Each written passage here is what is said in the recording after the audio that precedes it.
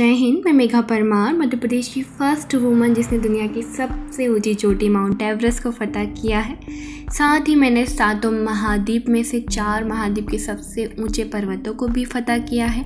और अभी वर्तमान समय में मैं पूरे मध्य प्रदेश की बेटी बचाओ बेटी पढ़ाओ की ब्रांड एम्बेसडर हूँ। और प्रॉपर मैं मध्य प्रदेश के सीहोर जिले के और छोटे से गाँव की निवासी हूँ। भोजनगर मेरे गाँव का नाम है।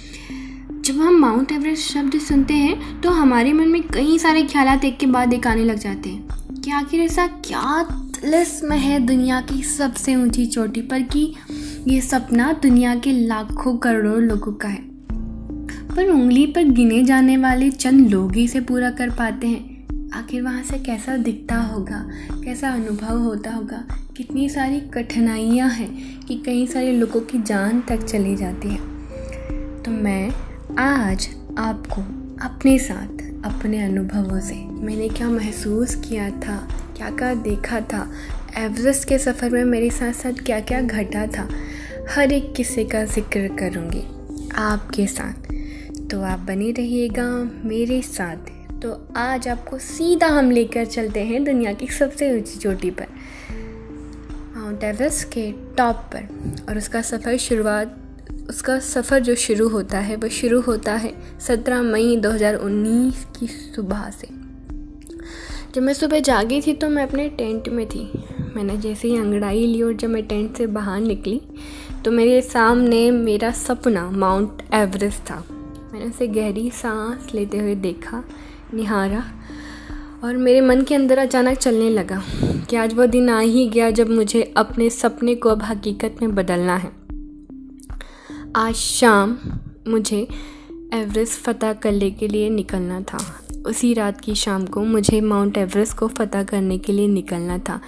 मनी मन मुझे ये पता था कि कैंप 1 कैंप 2 तो मैं आसानी से कर लूँगी, पर असली परीक्षा मेरी जो शुरू होगी ना, वो पता है कैंप 3 से स्टार्ट होती है। क्योंकि कैंप 3 सच में बहुत ज़्यादा टफ हो जाता है। कैंप 3 में हम लोगों को असली चुनौतियों का सामना करना पड़ता है। एक तो 70 डिग्री के ग्रेडियंट पे ब्लू आइस, ऊपर से कैंप 3 की जो हाइट है और वहाँ का एल्टीट्यूड है वो है 7500 मीटर से भी ज़्यादा ऊपर। कैंप 3 वो जगह है जहाँ हम खाना खाने की कोशिश भी करते हैं ना तो वो हलक से नीचे नहीं उतरता और पानी की कुछ घूंट पीकर ही हम ज़िंदा रहने की कोशिश करते हैं। कैंप 3 में जब हम पहुंचते हैं तो अधिकतर लोगों को तुरंत ही ऑक्सीजन की आवश्यकता पड़ना स्टार्ट हो जाती है। इसके लिए हम क्या करते हैं, जो हमारे ऑक्सीजन सिलेंडर होते हैं उसकी सपोर्ट को हम शुरू कर देते हैं। और मैंने भी वही किया था। मेरे भी 6 ऑक्सीजन सिलेंडरों में से मैंने अपना पहला ऑक्सीजन सिलेंडर इस्तेमाल करना शुरू कर दिया था। बिना ऑक्सीजन के मानो आप ऐसा लगता है जैसे किसी धुएं भरे कमरे में आपको बंद कर दिया और आप सांस लेने की कोशिश कर रहे हो पर आपको सांस नहीं आती है। अगली सुबह 20 तारीख की सुबह हम निकलने वाले थे हमारे अगले पड़ाव के लिए, कैंप 4 के लिए। कैंप 4 की समिट की जो चढ़ाई होती है वो सीधी चढ़ाई करीबन 12 घंटे की होती है। और आखिरकार लगातार चलते हम कैंप 4 पहुंच गए। और जब मैं कैंप 4 पहुंची तो मेरी आंखों के सामने केवल एक ही चीज़ बार बार आ रही थी। मैं वहाँ रवि भैया को ढूंढ रही थी, जिनकी 4 दिन पहले हमें खबर आई थी कि वे माउंट एवरेस्ट फ़तह करके लौट रहे थे और उनका ऑक्सीजन रास्ते में ख़त्म हो गया था, जिसकी वजह से उनकी मृत्यु कैंप 4 में हो गई थी। रवि भैया की जब मुझे मृत्यु की सूचना मिली तो मुझे ऐसा लगा जैसे इस दुनिया से कोई मेरा अपना रुखसत हो चला है। मैं आपको बता दूं कि कैंप 4 को डेथ जोन कहा जाता है और वहाँ बहुत सारी डेड बॉडीज़ का आप हब समझ सकते हो, वहाँ स्लीपिंग बैग में रखी हुई होती है। अब मुझे समिट पुश के लिए निकलना था, जहाँ मुझे अब 4 घंटे रुक कर प्लान करना था कि हम आगे कैसे जाएंगे। और जब कहते हैं ना कि हम लोग अपना प्लान तैयार करते तो पहाड़ अपना ही कुछ प्लान तैयार कर लेते हैं, और हुआ भी कुछ ऐसा ही। हमारे देखते देखते ही पूरा मौसम एकदम ख़राब होने लग गया था। 100 किलोमीटर की रफ्तार से इतनी तेज़ हवाएं चल रहे थे जिससे हमारे टेंट के जो थपेड़े पड़ रहे थे मानो हमारे टेंट को उड़ा ले जाएंगे। जहाँ ज़्यादातर क्लाइमेट 4 या 5 घंटे रुकते हैं, अब ऐसी स्थिति में मुझे 27 घंटे रुककर वहाँ इंतज़ार करना था। और लगातार इंतज़ार करते करते दूसरे दिन हमें शाम की 6:30 बज गई थी, लगभग 27 घंटे से भी ज़्यादा, और ऑक्सीजन 0.5, जहाँ ऐसा लग रहा था हर पल गला दब रहा है। मेरे 6 सिलेंडर में से 2 सिलेंडर तो वहीं ख़त्म हो चुके थे, और उन ख़त्म होते सिलेंडर को देखते हुए मानो मेरे को ऐसा लग रहा था कि यार ये तो यहीं ख़त्म हो जाएंगे, ऐसा तो मेरा सपना वहीं का वहीं रह जाएगा। ऐसा लग रहा था इस बार एवरेस्ट का सपना यहीं धुंधला हो गया है। पर जो मेरा दूसरा मन था ना, वो मुझे सोचने ही नहीं दे रहा था। दृढ़ निश्चय कह सकते हैं, पागलपन कह सकते हैं, इस बार वो मेरे दिमाग पर हावी था, जो मुझे ये सोचने से ही रोक रहा था कि नहीं नहीं, मैं इस बार माउंट एवरेस्ट फतह नहीं कर पाऊँगी।